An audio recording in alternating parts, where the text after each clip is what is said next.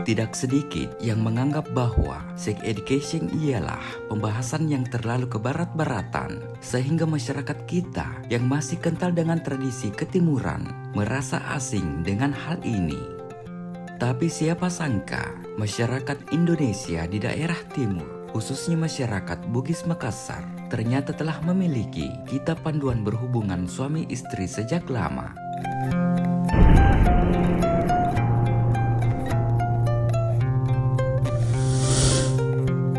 Jika India dikenal dengan kitab Kamasutranya, Arab dengan Qurratul Ayunnya, Jawa dengan Sentininya, maka Bugis memiliki kitab Asiklebeneng.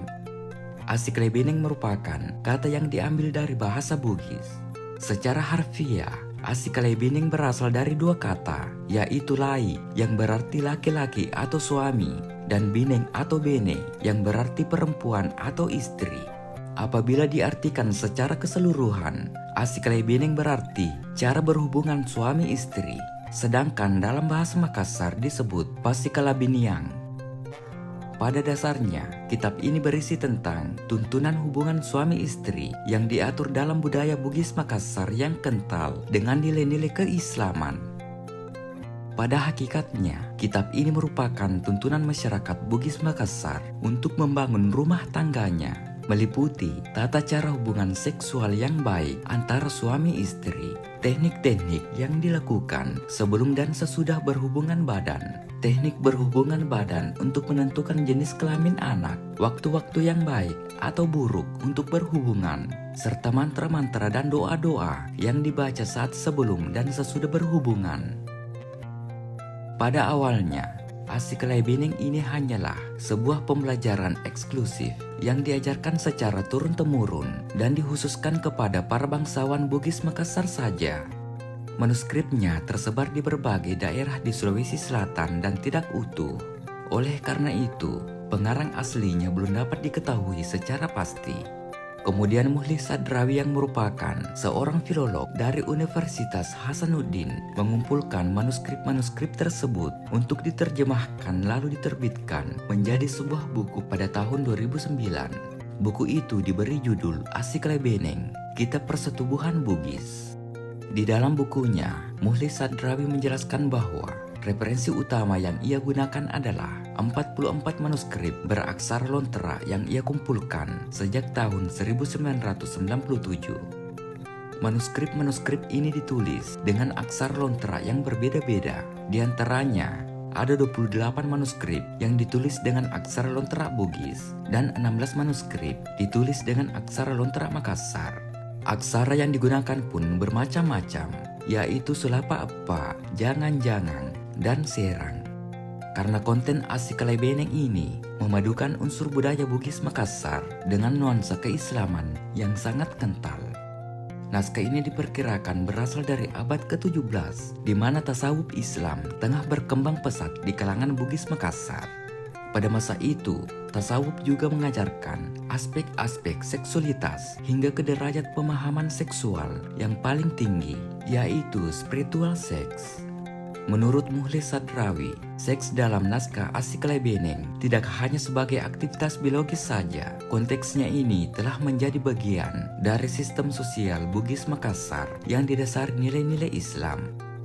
Meskipun kitab ini disebut-sebut sebagai Kamasutranya orang Bugis, pembahasan yang terkandung di dalam Asiklebeneng ini sangat menonjolkan nilai keislaman.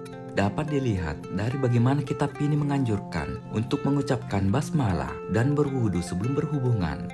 Selain itu, kitab ini juga menyarankan pada pengantin untuk melakukan hubungan badan setelah salat Isya karena jarak waktu antara Isya dan subuh cukup panjang sehingga para pengantin tidak perlu merusak wudunya.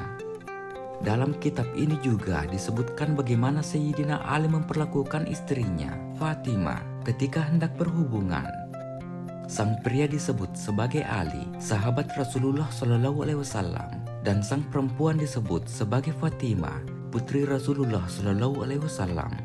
Saat sang pria memegang tangan perempuannya, dianjurkan bersahadat dan berniat malaikat Jibril yang menikahkan dan Nabi Muhammad SAW yang menjadi walinya. Muhli Sadrawi menerjemahkan salah satu manuskrip yang ia peroleh.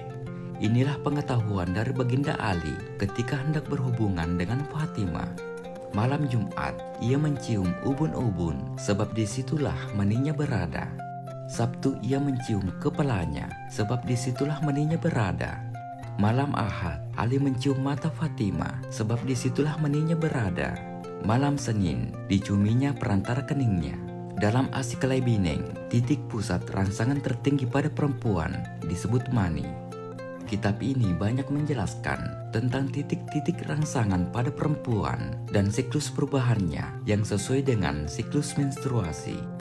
Dalam manuskrip lain juga disebutkan bahwa perempuan memiliki 7 titik rangsangan yang menjadi daerah sensasi saat malam pertama. 7 titik tersebut berada setiap harinya, tergantung hari apa malam pertama tersebut berlangsung. Ketujuh titik itu ialah buyung atau ubun-ubun pada malam Jumat, ulu atau kepala pada malam Sabtu, mata pada malam Ahad, lawa aning atau perantara alis pada malam Senin, inge atau hidung pada malam Selasa, pangolo atau payudara pada malam Rabu, dan uluwati atau ulu hati pada malam Kamis. Meski kitab ini merupakan panduan untuk berhubungan suami istri, bahasa dari kitab ini tidak hanya membahas hal-hal yang erotis saja. Kitab ini juga menegaskan bagaimana cara memperlakukan pasangan dengan baik dan hubungan yang berlandaskan rasa saling menghargai. Kitab ini memperlihatkan bagaimana masyarakat Bugis tidak membenarkan seorang laki-laki memunggungi pasangannya atau berpindah kamar setelah berhubungan badan. Lelaki juga diharuskan untuk tidur bersama pasangannya sambil berpelukan. Selain itu, Asiklai Bineng juga memuat beberapa catatan sejarah serta larangan untuk berhubungan sesama jenis.